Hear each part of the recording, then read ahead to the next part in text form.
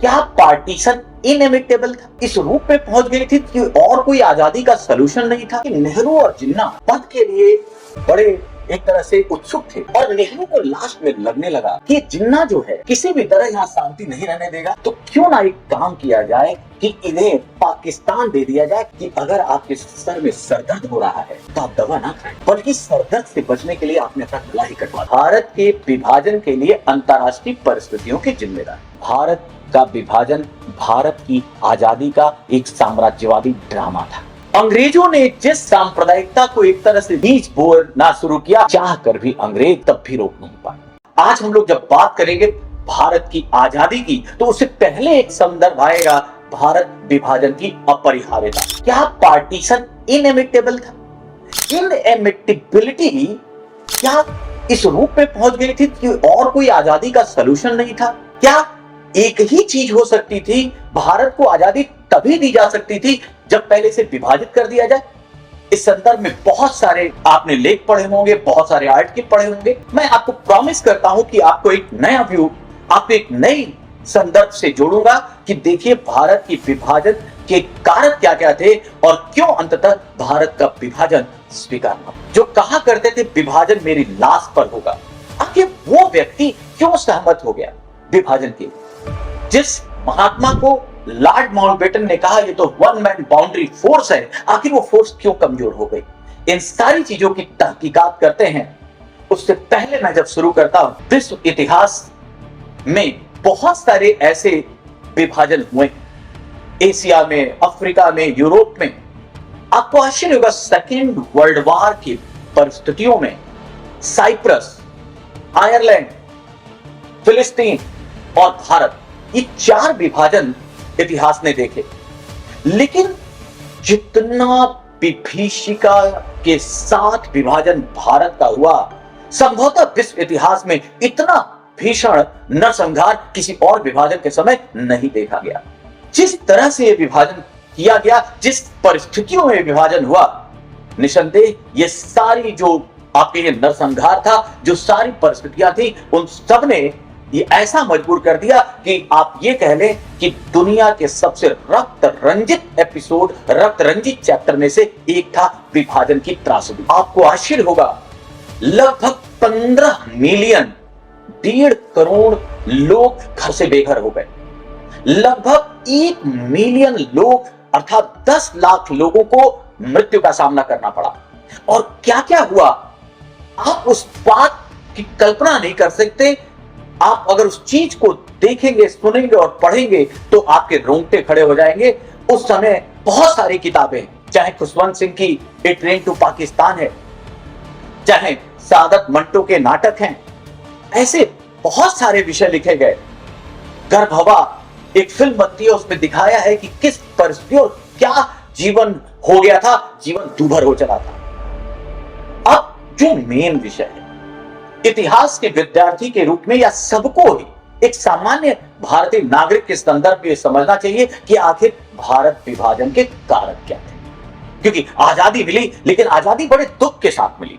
आजादी के साथ विभाजन का होना इस इतिहास के सबसे बुरे पक्षों में से एक माना जा सकता है। फैज अहमद फैज साफ लिखते हैं, ये दाग दाग उजाला, ये सब गजीदा शहर, वो इंतजार था जिसका, ये वो सुबह तो नहीं।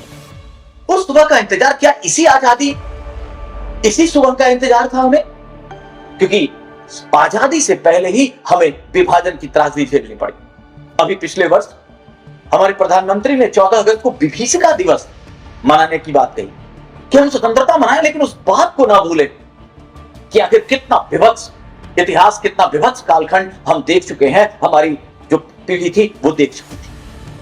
अब जब इस विषय पे आते हैं कि आखिर विभाजन की अपरिहार्यता क्या, सबसे पहले जब भी हम कोई इतिहास का विषय पढ़ते हैं तो परिस्थितियों की जांच करते हैं, क्योंकि इतिहास यही समझाता है, इतिहास का मूल संदेश, फिलॉसफी यही है कि किन परिस्थितियों में कैसी घटनाएं जन्म लेती हैं, और अगर नहीं सुधरोगे तो इतिहास अपने आप को पुनः दोहराएगा।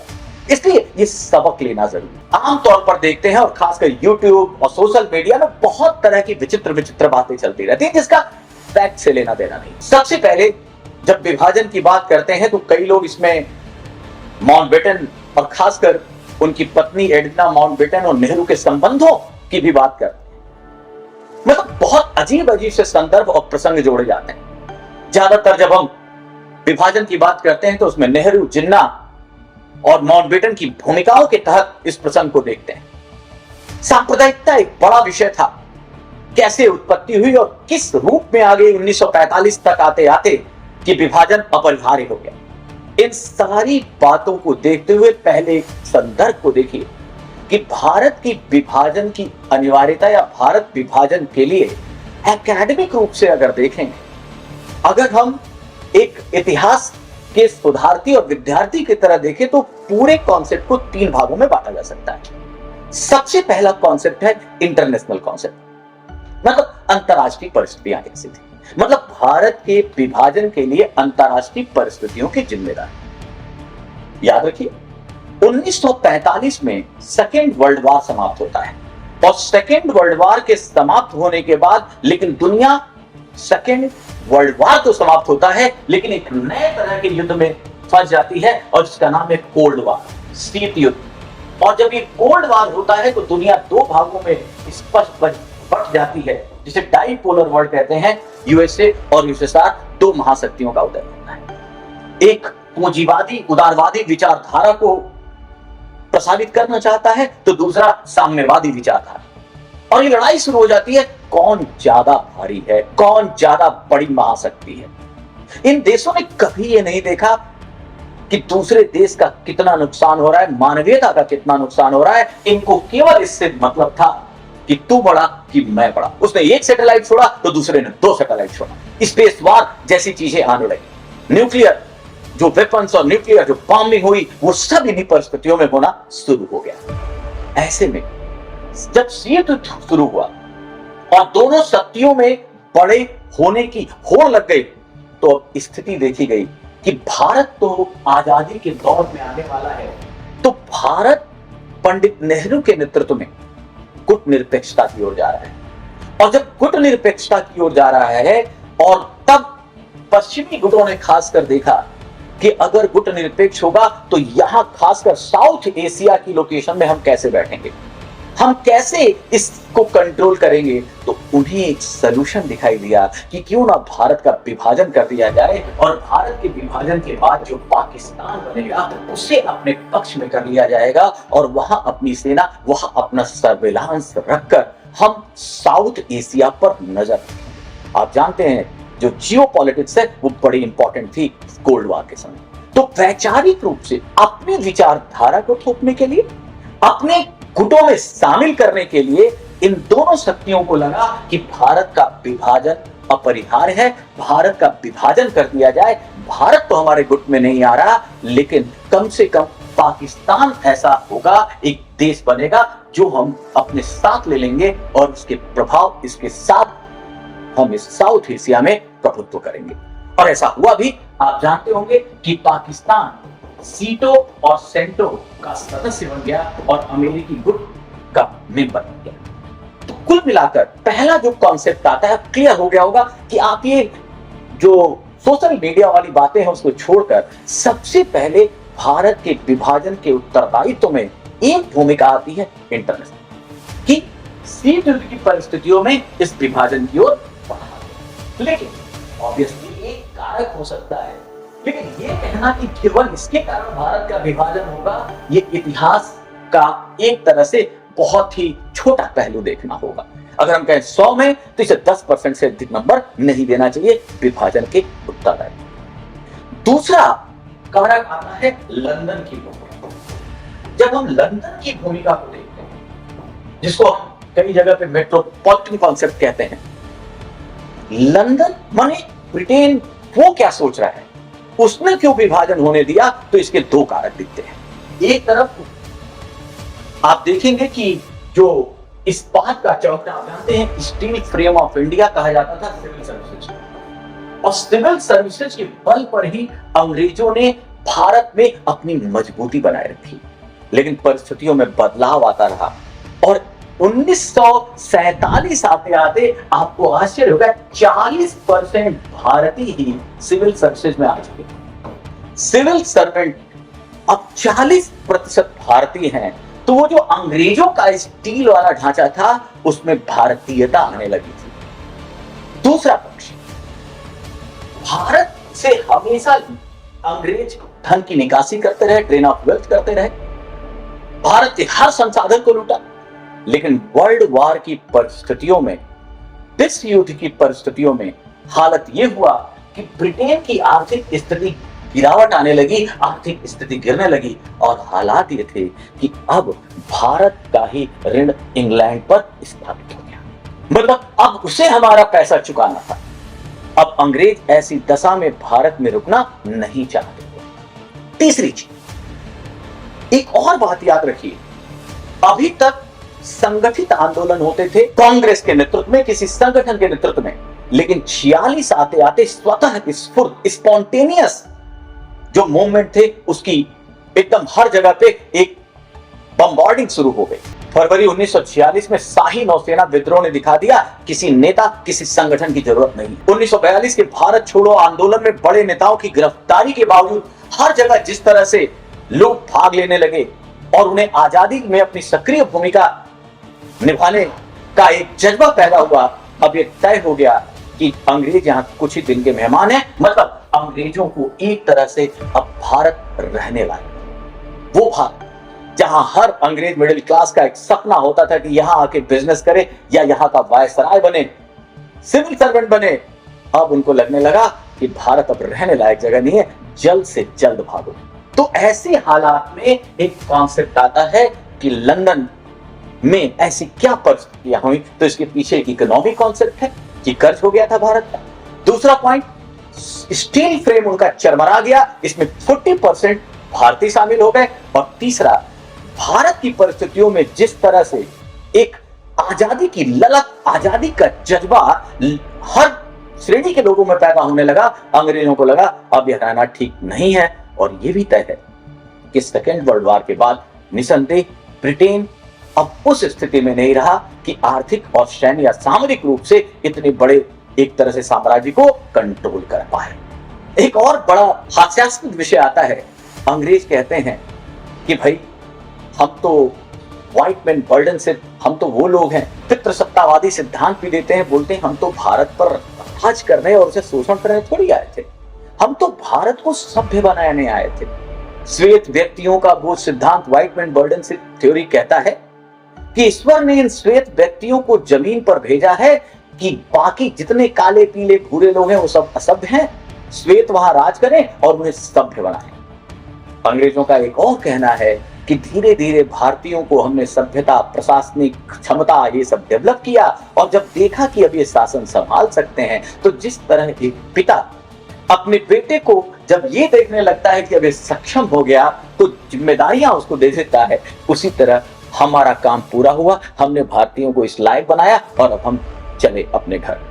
ये केवल एक आप कहिए कि वहां की कुछ एकेडमिक एक तरह से लोगों का ऐसा ज्ञान है, ऐसा प्रचार है जिस पर 1% भी विश्वास नहीं करना है। तो इंटरनेशनल के बाद लंदन की परिस्थिति, और ये असली भूमिका है जिसको हम पेरिफेरियल कॉन्सेप्ट कहते हैं। इंटरनेशनल, कॉस्मोपॉलिटन या मेट्रोपॉलिटन, और तीसरा पेरिफेरियल। और पेरिफेरियल या भारतीय परिस्थितियों में जब हम देखते हैं तो भारतीय परिस्थितियों में दो तरह से हम बांट सकते हैं। एक, हम ये देखते हैं कि आखिर संरचनात्मक क्या परिस्थितियां हुई, और दूसरा इंडिविजुअल, आखिर व्यक्तिगत क्या ऐसे काम किए गए जिसमें जिन्ना है, जिसमें नेहरू है, जिसमें माउंटबेटन है, कि आखिर कैसे ऐसा हुआ कि भारत, मतलब वो हिंदू मुसलमान जो 1000 साल लगभग साथ रहे हैं, और उसके बाद आप देखें तो क्या हुआ, अलग अब एक साथ रहने के लिए अब द्विराष्ट्र बन गए, एक साथ नहीं रहने जा रहे। तो इसका मतलब यह हुआ संरचनात्मक और व्यक्तिगत। बहुत सारे लोगों ने, जब हम व्यक्तिगत की बात करते हैं, बहुत सारे लोगों ने इसमें जिक्र किया जिन्ना का, और बहुत सारे लोगों ने जिक्र किया नेहरू की। एक बहुत अच्छा माउंटबेटन के एक सलाहकार थे, एलन कैंपबेल जॉनसन, उन्होंने एक किताब लिखी मिशन विद माउंटबेटन। उसमें उन्होंने कहा कि नेहरू और जिन्ना दोनों पद के लिए बड़े एक तरह से उत्सुक थे, और नेहरू को लास्ट में लगने लगा कि जिन्ना जो है किसी भी तरह यहां शांति नहीं रहने देगा, शांतचित्त तरीके से काम भारत में नहीं करने देगा, तो क्यों ना एक काम किया जाए कि इन्हें पाकिस्तान दे दिया जाए, कि पाकिस्तान जाएं और हम यहां आराम से व्यवस्था बना सकें। इस पर वो उसी किताब में लिखते हैं कि ये कुछ ऐसा था कि अगर आपके सर में सरदर्द हो रहा है तो आप दवा ना खाएं, बल्कि सरदर्द से बचने के लिए आपने अपना गला ही कटवा दिया, कुछ ऐसा ही।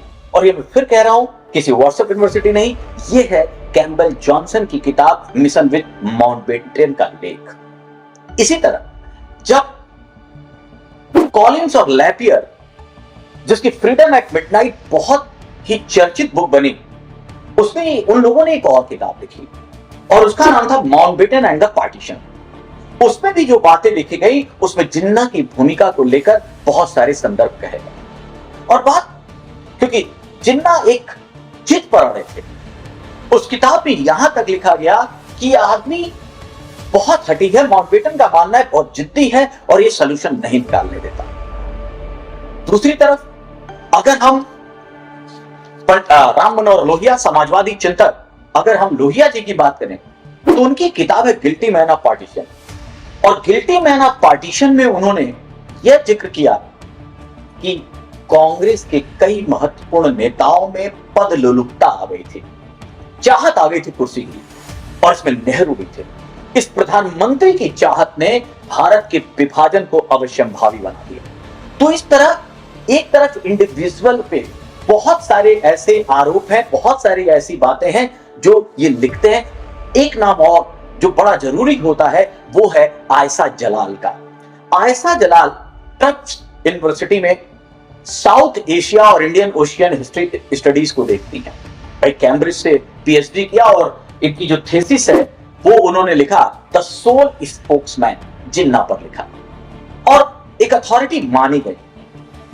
इन लोगों ने भी कोशिश की, खासकर आयशा जलाल ने कोशिश की कि जिन्ना को जिम्मेदारियों से बचाया जाए, और उन्होंने बहुत सारे अन्य फैक्टर रचे और नेहरू को भी जिम्मेदार बताया। तो ऐसे करके लोगों ने अपने अपने एक बात रखी कि एक एक व्यक्ति ऐसे जिम्मेदार है। कुछ लोगों ने तो गांधी को भी नहीं छोड़ा। कई ऐसे लेखक हैं वो विचारधारा से प्रभावित हैं जिन्होंने गांधी को सबसे इंपॉर्टेंट या विभाजन का कारक मान लिया, लेकिन मान के चलिए वो व्यक्ति अंत तक खड़ा रहा कि विभाजन नहीं होना चाहिए। अगर विभाजन के विरुद्ध कोई लगातार बना रहा तो वो एक तरफ खान अब्दुल गफ्फार खान थे और मौलाना आजम। लेकिन गांधी भी कभी, जो मैंने पहले भी कहा कि वो व्यक्ति यहां तक कहता है कि विभाजन मेरी लाश पर होगा। लेकिन इन सारी चीजों के बाद, और इस संदर्भ में मैं ये भी कह सकता हूं कि आरएसएस, जिसे माना जाता है, कई लोग आरोप लगाते हैं कि कहीं ना कहीं ये गांधी के खिलाफ हैं, लेकिन गांधी पर एक व्यक्ति जो शेषाद्री जी उसके संचालक बने, वो भी लिखते हैं और कहते हैं कि गांधी ऐसे व्यक्ति थे जो किसी भी हालात में विभाजन नहीं चाहते थे। तो जिम्मेदारियों में देखते देखते, और याद रखिए गांधी जी जब आजादी हो जाती है तो कहते हैं अब हमें कांग्रेस को समाप्त कर देना चाहिए। उनका मानना था कि कांग्रेस एक आंदोलन है, आंदोलन का लक्ष्य था भारत की आजादी, अगर आजादी मिलती है तो इसे समाप्त कर देना चाहिए, नहीं तो लोगों के अंदर गद्दी का स्वार्थ, पद का स्वार्थ उभरने लगेगा। और ऐसा हुआ। क्लैशेस तो थे, ये क्लैश ऑफ आइडेंटिटी, ये क्लैश ऑफ आइडेंटिटी बेसिकली जो जिन्ना और नेहरू के बीच में हुई, उसने टसल को बढ़ावा जरूर दे दिया। मतलब ये विभाजन का मेन कारक नहीं, लेकिन विभाजन में एक तरह से कहिए आंख में घी का काम अवश्य किया। ऐसे में जब हम यह देखते हैं और सोचिए, आखिर अगर इंडिविजुअलिज्म उतना बड़ा नहीं है तो मेन विषय क्या है? तो मेन विषय है संरचनात्मक, और संरचनात्मक का मतलब है सांप्रदायिक। ये एक दिन का विषय नहीं है कि भारत का विभाजन अचानक कर दिया गया, ये एक प्रक्रिया है। सांप्रदायिक जिस तरह अंग्रेजों ने भारत में डिवाइड एंड रूल को अपना टूल बनाया कि हम यहां पर लगातार बने रहे। 1857 के महाविद्रोह में जब हिंदू और मुस्लिम एक साथ लड़े तो अंग्रेजों को कहना पड़ा, यह पहला और अंतिम अवसर था जब हम हिंदू और मुसलमानों को आपस में लड़ा नहीं सके। और यहीं से उनके दिमाग में डिवाइड एंड रूल शुरू होता है। जब विलियम हंटर इंडियन मुस्लिम्स किताब लिखता है, अब मुस्लिम का अपीजमेंट शुरू होता है। 1905 का बंग भंग, 1906 में मुस्लिम लीग की स्थापना, 1909 में मार्ले मिंटो एक्ट। अब यह साफ है कि किसी भी तरह भारत में एक ऐसा विषैला बीज बो देना है जिसके फल खतरनाक होंगे। और यही हुआ। सांप्रदायिकता की शुरुआत अंग्रेजों ने की। अगर मैं कहूं सांप्रदायिकता कैसे, तो इसे एक ट्रायंगल से आप समझ सकते हैं। एक तरफ सांप्रदायिकता के कारण में मुस्लिम लीग है, साथ ही साथ जितने भी कम्युनल ऑर्गेनाइजेशन है जिसमें हिंदू महासभा का नाम लिया जा सकता है, अन्य जितने भी जो धर्म आधारित संगठन थे वो इधर हैं जिन्होंने सांप्रदायिकता को बढ़ाया। दूसरी तरफ कुछ हमारे आंदोलन की कमियां थी, कांग्रेस की भी कहीं ना कहीं भूमिका थी, गांधी की भी भूमिका थी, कुछ गलतियां थी जिसके कारण सांप्रदायिकता उभरती रही। लेकिन सबसे बड़ा आधार जो बेस था वो थे अंग्रेज। ये वही अंग्रेज हैं जिन्होंने भारत के इतिहास, एक मिल था, मिल ने भारत के इतिहास को कहा कि ये 3 कालखंडों में बंटना चाहिए, हिंदू काल, मुस्लिम काल और ब्रिटिश काल। विभाजन तो ऐसे ही शुरू हो गया, हमारी एकता को बांटने का प्रयास। तो याद रखिएगा, सांप्रदायिकता में हिंदू और मुसलमान जितना बड़ा, या कोई हिंदू महासभा, कांग्रेस या मुस्लिम लीग उतनी बड़ी जिम्मेदार नहीं है जितना अंग्रेज। अंग्रेजों ने जिस तरह से बीज बोना शुरू किया और धीरे धीरे जिन्ना, सोचिए, द्विराष्ट्र सिद्धांत, 2 नेशंस थ्योरी का जन्म हुआ। सैयद अहमद की बात से जब मोहम्मद इकबाल ने कहा मुसलमानों को अलग राष्ट्र चाहिए, और बाद में चौधरी रहमत अली ने पाकिस्तान नाम किया। अभी भी अपरिहार्यता नहीं थी, लेकिन 1937 के चुनावों में जब मुस्लिम लीग को हार मिली, जिन्ना को समझ में आ गया कि अब धर्म आधारित राजनीति करनी होगी। और सोचिए, फिर से मैं एक नाम लूंगा, मोहम्मद करीम चावला। उन्होंने एक किताब लिखी है रोजेज इन दिसंबर, और रोजेज इन दिसंबर में लिखा कि वो जिन्ना मुस्लिमों का धर्म आधारित नेता बन गया जिसको ना उर्दू लिखने आती थी और जिसे शराब पीने का शौक था। कहने का मतलब, धर्म का नेतृत्व धार्मिक आधार पर विभाजन की बात की, और नेता किसको चुना जो वास्तव में जो उन शरीयत का पालन ही नहीं करता। फिर भी यहां से जो जिन्ना ने अब अलग कौम, अलग राष्ट्र की स्थापना की बात शुरू की, और 1940 में पाकिस्तान प्रस्ताव पारित कर दिया लाहौर सेशन में। और पहली बार 1940 में पाकिस्तान प्रस्ताव ऑफिशियल पारित हुआ। इसका मतलब यह है कि 40 से पहले बातें थी पाकिस्तान की, बातें हैं, बातों का क्या, लेकिन अपरिहार्यता नहीं थी। एक संदर्भ चल रहा था, आजादी में बहुत सारे जो न्यूटन थर्ड लॉ है, एक्शन रिएक्शन हो रहे थे। मुस्लिम लीग कह रही थी मुसलमानों के लिए, तो हिंदू महासभा भी कह रही थी, आरएसएस भी कहने लगी, सबके अपने अपने डिमांड थे। लेकिन 40 में पाकिस्तान प्रस्ताव आया। अभी भी हमें सीरियस होना चाहिए, अभी अपरिहार्यता नहीं थी। अपरिहार्यता आई कांग्रेस और गांधी की भूलों से भी, जब उन्होंने मुस्लिम लीग की नाजायज मांगों को भी मान लिया कि चलो राष्ट्रवाद बड़ा मुद्दा है, आजादी बड़ा मुद्दा है, इसको संतुष्ट करते हैं। और तुष्टीकरण, आप जानते हैं, अपीजमेंट हमेशा खतरनाक होता है। जिन्ना की महत्वाकांक्षा बढ़ती चली गई, और खासकर जब बेबल प्लान, जब जिन्ना ने नहीं स्वीकारा और बेबल ने बिना बात किए कह दिया कि नहीं, जिन्ना नहीं स्वीकारा, मेरा प्लान असफल है। अब जिन्ना को लगा वो तो वीटो की शक्ति रखता है। ये आ गया 1945, और जब अंतरिम सरकार बनती है, एंट्रिंग गवर्नमेंट में मुस्लिम लीग शामिल नहीं होती पहले, लेकिन बाद में जब शामिल होती है, लियाकत अली को फाइनेंस मिनिस्टर बनाया जाता है। और फाइनेंस मिनिस्टर इतना रोड़ा, इतना अवरोध खड़ा करता है कि समझ लीजिए एक गिलास पानी लाने के लिए भी अगर गिलास खरीदना है तो वो बिल भी पारित नहीं होता था। एक लाइफ सेंस में क्या, लियाकत अली ने कहा किसी तरह ये सरकार काम ना करे, फिर के रह गया। और दूसरा पॉइंट आप सबको पता है, डायरेक्ट एक्शन डे, जब जिन्ना प्रत्यक्ष कार्रवाई दिवस घोषित करता है। अब पूरे एक तरह से भारत में गृह युद्ध की स्थिति है, और खासकर बंगाल की हालत एकदम कत्लेआम।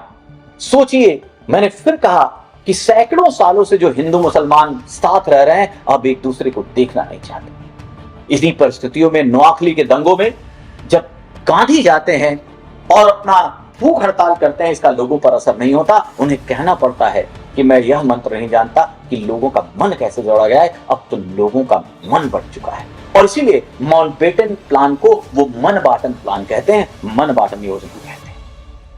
तीसरी स्थिति, जब माउंटबेटन पटेल नेहरू सबसे मिलते हैं तो एश्योर करते हैं कि हम एक बृहद भारत की संकल्पना की ओर, एक सशक्त भारत की संकल्पना की ओर बढ़ेंगे। तो ये सहमति दिखती है और एक ऐसा मोड़ आता है जब दिखने लगता है कि अगर हमने पाकिस्तान या भारत का विभाजन नहीं स्वीकारा तो जैसा कि पटेल लिखते हैं, हमें कितने पाकिस्तान का सामना करना। एक बात और याद रखिए, इसी समय 562 रियासतों के एकीकरण का भी मुद्दा है। अगर इन परिस्थितियों में हम एक एक उसमें उलझे रहते तो कहीं ना कहीं इतना सशक्त भारत जो आज का भारत है, वो इतने सशक्त रूप में नहीं बना होता। अतः शांति की एकमात्र उम्मीद, कहीं और बंटवारा ना हो जाए, इन सारी चीजों को देखते हुए अंततः कांग्रेस को यह विभाजन स्वीकारना पड़ा। आप खुद सोचिए, एक बाप के दो बेटे हैं और दोनों साथ साथ चले, लेकिन अब दोनों भाई लगातार लड़ रहे हैं। हर दिन आसपास की सारी परिस्थितियों को उन्होंने मलिन कर दिया, मैलाफाइड कर दिया। अब बाप के पास बचा क्या? इन परिस्थितियों में इस विभाजन ही जब एकमात्र सलूशन दिखा तो विभाजन स्वीकारना पड़ा। और जब यह विभाजन स्वीकारा गया, आपको यह भी याद रखना चाहिए, नहीं तो चौधरी रहमत अली ने 40 में जो प्लान दिया था, आपको आश्चर्य होगा। इस मैप को देख के देखिए कितने ज्यादा उन्होंने मुस्लिम बहुल इलाकों को अलग देश बनाने की और पाकिस्तान के साथ संवेदना रखने की बात कही थी। खासकर इस पीढ़ी के बच्चों को यह जानना जरूरी है कि किन परिस्थितियों से पटेल और हमारे बाकी स्वतंत्रता सेनानी इन्होंने मिलकर न केवल आजादी दिलाई, बल्कि इस इंटीग्रेटेड भारत का निर्माण किया। इसी तरह एक और दुखद पहलू यह भी है कि बंटवारा, देखिए, जब चुनाव होता है 1945 में, तो चुनाव के समय अब सांप्रदायिक आधार पर मुस्लिम लीग को भारी बहुमत मिलता है। 1937 के चुनाव में जो विशेष सांप्रदायिक निर्वाचन प्रणाली, जहां मुस्लिम वोटर ही थे, वहां पर मुस्लिम लीग हारी थी। 45 आते आते उसे 80% से ज्यादा वोट मिलते हैं मुसलमानों के। इसका मतलब मुसलमानों के मन में अब मुस्लिम लीग ज्यादा बड़ी बात। लेकिन यह भी एक आश्चर्य होगा, जब विभाजन हुआ तो जो पाकिस्तान और बांग्लादेश में जो ज्यादा बहुल मुस्लिम इलाके थे, वो लोग वही रहे। भारत से जो पलायन हुआ वो केवल 16% मुसलमान, जबकि पाकिस्तान में जो हिंदू और मुस्लिम रह रहे थे, हिंदू और सिख रह रहे थे, वो लगभग 82 से 84% इंडिया है। वोट दिया मुस्लिम लीग को, लेकिन रह गए यही। ये भी एक बहुत सारे विश्लेषण का विषय है। लेकिन जब हम बात करते हैं भारत विभाजन की अपरिहार्यता की, मैं हमेशा कहता हूं कि भारत का विभाजन भारत की आजादी का एक साम्राज्यवादी ड्रामा था। अंग्रेज इस हालात में लिया, अंग्रेजों ने सांप्रदायिकता का बीज बोना शुरू किया और वो इस स्थिति में आ गया कि अंग्रेज खुद कंट्रोल नहीं कर पाए। आप सबने भस्मासुर की कहानी सुनी हो। बाबा भोलेनाथ, शंकर भगवान हर बात पे खुश होकर आशीर्वाद दे देते हैं। एक ऐसे राक्षस था भस्मासुर, उसने कहा कि सर मैं जिस पे हाथ रखूं वो भस्म हो जाए, ऐसा आशीर्वाद दीजिए। भगवान तो बोले थे, उन्होंने कहा तथास्तु। आपको पता है क्या हुआ? उन्होंने, भस्मासुर ने शिव को ही दौड़ा लिया। यह हमेशा होता है, फिर कोई अन्य देवी का अवतार हुआ और उसका वध किया गया। यही सांप्रदायिकता। अंग्रेजों ने जिस सांप्रदायिकता को एक तरह से बीज बोना शुरू किया, उसे खाद पानी देना शुरू किया, उसे उर्वर बनाया, अब सांप्रदायिकता इस रूप में आ गई कि चाह कर भी अंग्रेज अगर मन में था भी तब भी रोक नहीं पाए। और अब स्थिति यह हो गई कि न केवल बंटवारा हुआ, बल्कि आज का भारत भी इन सांप्रदायिक दंगों को देख रहा है।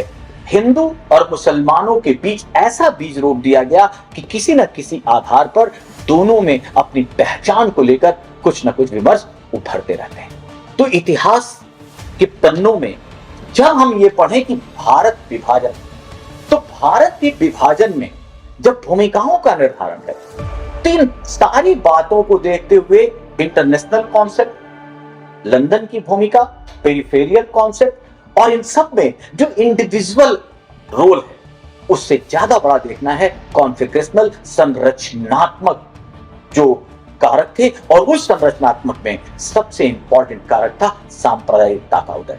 जैसा कि बिपिन चंद्रा लिखते हैं कि विभाजन का मुख्य आधार सांप्रदायिकता थी। बहुत सारे इतिहासकारों ने अलग अलग तरीके से इस बात को बताया।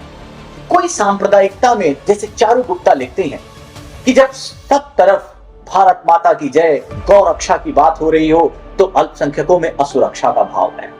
इसी तरह उमा कौरा लिखती हैं कि हिंदू महासभा ने जब नेहरू रिपोर्ट की बात नहीं स्वीकारी कि 33% सीटें मुस्लिमों के लिए आरक्षित की जाए, वहां से यह विद्वेष शुरू होता है। इसी तरह जोया चटर्जी 1905 के बंग भंग के बाद कहती हैं कि धर्म के आधार पर विभाजन हो गया। और एक बात और देखिए, जब फजलुल हक प्रजा कृषक पार्टी पूर्वी बंगाल में मेजॉरिटी में आने लगता है तो ये लगने लगता है कि अब धर्म आधारित राजनीति पहचान बन गई है। और यहीं पर पूना पैक्ट में जब दलितों को रिजर्वेशन दे दिया गया तो एक इतिहासकारों का समूह है जो कहता है सवर्ण हिंदुओं में और मुसलमानों में लगने लगा कि हमारी सीट कम ना हो जाए और एक क्लास बढ़ता गया। मतलब सांप्रदायिकता के पीछे राजनीति एक बड़ा विषय रही है। जितने भी खासकर बंगाल हिस्टोरियंस हैं वो सब इस बात को मानते हैं। इसके साथ साथ जब फ्रांसिस रॉबिन्सन और धुलीपाला को देखते हैं तो वो लिखते हैं कि जो मेजर खासकर जो उत्तर प्रदेश में जो खानदानी रईस थे या फिर बहुत पुराने अमीर थे, अब वो अपना प्रभाव नहीं छोड़ना चाहते थे। वो जो रईसी थी, वो जो संभ्रांतता थी, वो उनको लगने लगा कि अगर आजादी मिली तो हिंदू बहुसंख्यक होंगे और हम इस प्रभावी भूमिका में नहीं रहेंगे। इन लोगों में आने लगा कि नहीं, विभाजन होना चाहिए, हमारे लिए अलग देश होना चाहिए। तो number of schools, number of thoughts ने अपने अपने तरीके से इस विभाजन में भूमिकाओं को देखा है। लेकिन अगर टोटैलिटी से देखा जाए, कंक्लूजन से देखा जाए, तो ये ठीक है, कहीं ना कहीं इंडिविजुअल भूमिकाएं हैं। क्योंकि मौलाना आजाद ने भी नेहरू को क्रिटिसाइज किया। जिन्ना को क्रिटिसाइज करने वाले मैंने बोला ही बहुत सारे लोग हैं। माउंटबेटन भी कई ऐसी जगहें थी जहां पर शुरुआत में आते, लेकिन वो तो मन बनाकर आए थे लंदन से ही कि हमें इस विभाजन को साकार रूप देना है। और सबसे बड़ी अंग्रेजों की जो सबसे बड़ी भूमिका थी वो ये, जब वो बोलते हैं जून 1948 में हम भारत को आजाद करेंगे, लेकिन परिस्थितियां इस रूप में आई कि वो 15 अगस्त 1947 को आजाद करके चले गए। आजाद करके नहीं, भाग गए। तो वो परिस्थितियां निर्मित नहीं हो पाई, नहीं तो ये दंगे, शरणार्थी समस्या ये काफी कम की जा सकती। अंग्रेज जब मजा आता था, जब कोई चीज का पूरा लाभ उठाना होता था तो उठाते थे। जब समस्याएं पैदा होती थी तो समस्याओं को छोड़कर भाग जाते थे। भारत पाकिस्तान के इस विभाजन में जो भूले हुई, उसमें इंपॉर्टेंट भूमिका जिस तरह अंग्रेज हमें छोड़कर भागे वो देखी जा सकती है। आज भी फिलिस्तीन और इजराइल के बीच जो चल रहा है उसमें अंग्रेज अपनी भूमिका नकार नहीं सकते। तो कंक्लूजन में ये कहना चाहता हूं कि विभाजन की अपरिहार्यता, इंटरनेशनल कॉन्सेप्ट या इंटरनेशनल भूमिका 10%, लंदन की भूमिका 15%, लेकिन सबसे इंपॉर्टेंट अगर भारत के विभाजन को देखना है तो हमें पेरिफेरियल भारत की संदर्भ, भारत की परिस्थितियों को समझना। व्यक्तिगत भूमिकाओं को भी हम 10% महत्व दे सकते हैं, लेकिन बेसिकली भारत विभाजन के पीछे संरचनात्मक जो कारक है वो ज्यादा इंपॉर्टेंट है और वो है सांप्रदायिकता। बिपिन चंद्र कहते हैं कि उग्रवादी सांप्रदायिकता का चरण ऐसा आता है जब एक संप्रदाय को लगता है कि दूसरे संप्रदाय का हित उसका विरोधी है, उसके नुकसान पर ही दूसरे का विकास हो रहा है, यहां रहने से हम असुरक्षित हो जाएंगे, हमारा विकास नहीं होगा। और जब यह बात आ गई तो मन बट गए। याद रखिए, जर्मनी की दीवार टूट गई, पूर्वी जर्मनी, पश्चिमी जर्मनी, क्योंकि जबरदस्ती खड़ी की गई थी। लेकिन भारत और पाकिस्तान की यह दीवार नहीं टूटी, विभाजन हुआ क्योंकि यह दीवार बाहर से अंग्रेजों ने जो भी की, लेकिन अंदर से हम लोग अलग अलग हो चुके थे। लोगों को बता दिया गया था कि हम एक तरह से अलग अलग राष्ट्र हैं। और इस द्विराष्ट्र सिद्धांत ने आते आते 1945 से 47 में ऐसी परिस्थितियों को जन्म दिया जब लगने लगा कि विभाजन अपरिहार्य है और हमें आजादी के साथ विभाजन स्वीकार।